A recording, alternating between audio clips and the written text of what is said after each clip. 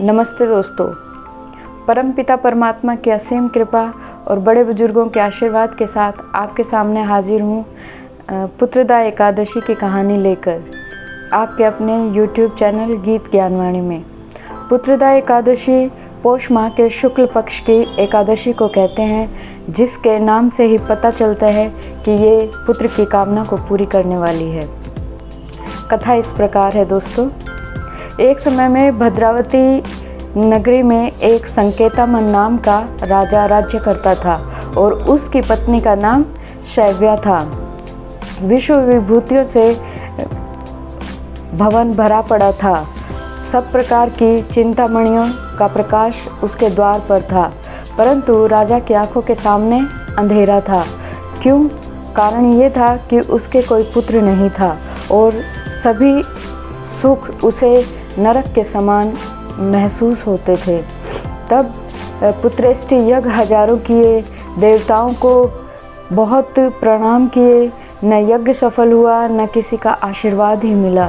बुरे बुरे विचार करने लगा और मन में कभी कभी ये भी आया कि विष खा लूं या फिर भूत बन जाऊं और अपना आत्मदाह कर लूं। लेकिन फिर मन में आया कि अपनी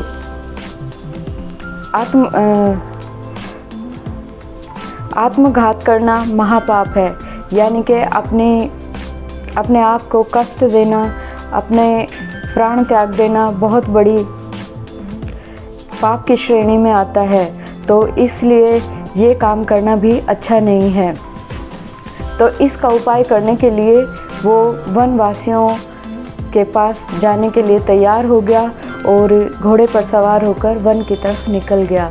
जब वन में जाकर देखता है तो पशु पक्षियों की चहचहाट देखकर जब वो अपने पुत्रों के साथ खेल रहे हैं, आगे थोड़ा चला तो किसी सरोवर में मछलियों को, मेंढकों को खेलते हुए देखता है अपने पुत्रों के साथ, तो और ज़्यादा दुखी होता है और कहता है कि ये जो प्राणी हैं, ये जीव हैं, ये भी मेरे से ज़्यादा सुखी हैं। तब आगे जाकर देखता है कि सरोवर के पास कुछ ऋषि मुनियों के आश्रम बने हुए हैं और कुछ ऋषि मुनि सरोवर के अंदर नहा रहे हैं। तब उन्होंने जाकर उन्हें प्रणाम किया और एक जो उनमें सर्वश्रेष्ठ सबसे जो उनके बड़े मुनीश्वर थे, उनको जाकर उन्होंने कहा कि हे मुनीश्वर, आप कौन हैं? तब उन्होंने कहा कि हम विश्व के देवता हैं और इस सरोवर को पतित पावन समझकर और स्नान के लिए आए हैं। आज पुत्रदा एकादशी है और पुत्र की इच्छा पूरी करने वाला आज का व्रत है। राजा ने बोला, क्या यह मुझे पुत्र का फल प्राप्त करवा सकता है?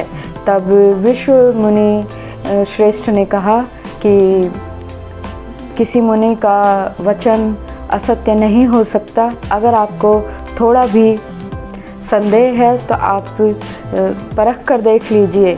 और फिर राजा ने श्रद्धा के साथ पुत्रदा एकादशी का व्रत किया और 9 महीने के बाद उन्हें पुत्र रूपी रतन पैदा हुआ। राजा के दिल को धैर्य प्राप्त हुआ और फिर उसके जो पितृ थे वो भी प्रसन्न हुए और उन्होंने अपने जीवन को बहुत ही खुशी खुशी ग्रहण किया और बहुत अच्छा जीवन व्यतीत किया और आगे अपने पुत्र पौत्रों सहित सुखी जीवन यापन किया और एकादशी का महत्म्य वह सभी को कहने लगा। तो हे एकादशी माँ, अगर हमारी कथा अधूरी है तो उसे पूरी करिए और पूरी है तो उसे परवान चढ़ाइए और कहतों को, सुनतों को, हुकारा भरते को, सभी को इस कथा कहानी का फल अवश्य ही मिले। और जो इस कथा को सुनता है और व्रत नहीं करता तो भी उसे पूरा फल मिलता है। और इसलिए अगर आप व्रत ना भी करें तो भी आप नहा धोकर और एक दिया लगाकर कथा अवश्य ही सुने। ये बहुत फलदायी व्रत होता है। इस दिन हमें नारायण भगवान की पूजा करनी चाहिए और दूध का सागार करना चाहिए। बोलिए एकादशी माता की जय।